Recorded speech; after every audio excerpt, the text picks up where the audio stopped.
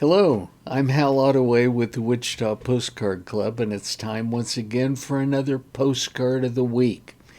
Here we are on December 7th, and 81 years ago, the Japanese Empire bombed and strafed our Pearl Harbor in the territory of Hawaii. A long time ago, people thinking back and reading newspaper articles and so forth, you realize that people had never heard of Pearl Harbor. They'd heard of Hawaii, but people got out their maps and kind of zeroed in on where this was happening and what was happening. And they learned all of this on their radio sets, all before television, all before everything else that we have today that so connects us.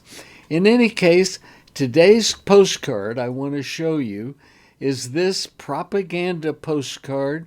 It was the artist's name is Arthur Szyk, and it's spelled SzYk.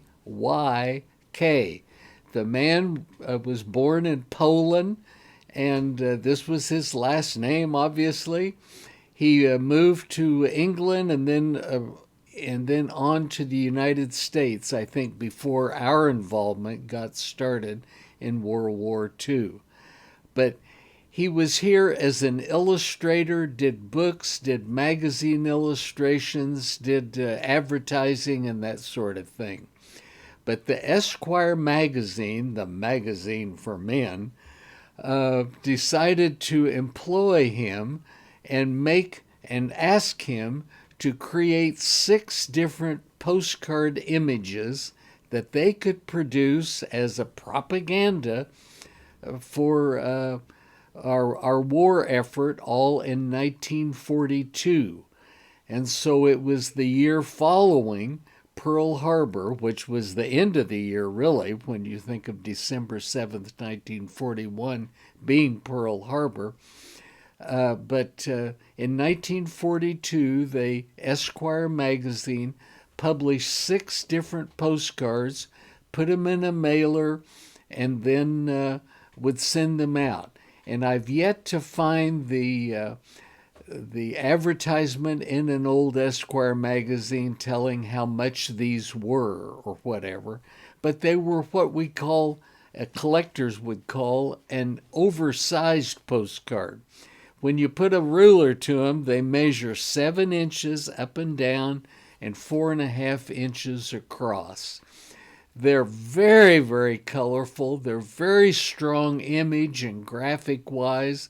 They're a great set, and this is card number 1 and the only one in the little 6-card series that mentions or has reference to Japan stabbing America in the back, and America being shown as a cowboy, which is kind of hilarious.